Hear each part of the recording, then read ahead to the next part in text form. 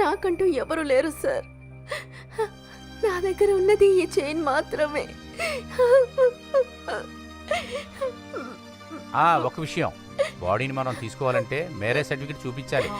Relationship prove చేయడానికి నీ దగ్గర ప్రూఫ్ ఏనా ఉందా? అంటే ఏమిటక్కా? నీ పెళ్ళైనట్టు సాక్ష్యంగా రిజిస్టర్ ఆఫీస్ సర్టిఫికేట్ అడుగుతున్నారు. అలాంటి సర్టిఫికేట్ నీ దగ్గర ఉందా? అటువంటిది ఏమీ నా దగ్గర లేదక్కా. పెళ్ళైన వెంటనే మేము ఇక్కడికి వచ్చేసాం. అవన్నీ తర్వాత తీసుకోవచ్చని తీసుకొచ్చారు.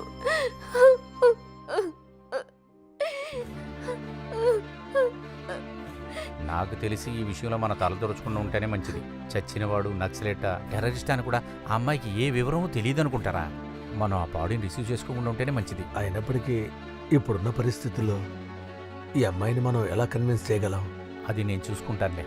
వాడు తీసుకురావడానికి ప్రూఫ్స్ ఏమి లేకపోతే పోలీస్ స్టేషన్కి వెళ్ళి కేసు ఫైల్ చేసి ఆ కాపీ తీసుకురండి. సరే సరే, ఒక్క నిమిషం. మనల్ని పోలీస్ స్టేషన్కి వెళ్ళమని చెప్తున్నాడు ఆయన. దానికి కావాల్సిన పేపర్లు మన దగ్గర లేనందువలన బాడీని మనం తిరిగి తీసుకోకుండా ఉంటమే మంచిది. స్టేషన్లో అబిడివేట్ అది ఇది అని చాలా ఫార్మాలిటీస్ ఉంటాయి అక్కడ. మన ఊర్లో లాగా బాడీని తగలబెట్టడాలు అయ్యి చేయరు వీళ్ళు.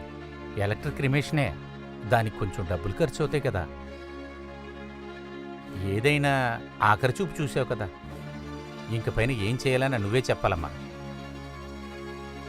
నువ్వు చెప్పినట్లే చేస్తాం. నాకేం చెప్పాలో తెలియడం లేదు సార్. నాకంటూ ఎవరూ లేరు. బాడీ కనుక మనం తీసుకున్నామంటే ఆ తర్వాత సమస్యని మనం ఎదుర్కోవాల్సి వస్తుంది. పోలీస్ స్టేషన్కి మనం అదేరా నేను చెప్పేది. మన బాడీని రిసీవ్ చేసుకోలేదనుకో, వాళ్ళు కొన్ని రోజులే ఉంచుకుంటారు. తర్వాత ఎవరూ రాలేదనుకో, మెడికల్ కాలేజీ వాళ్ళకి ఇచ్చేస్తారు. అదేనా రోసి?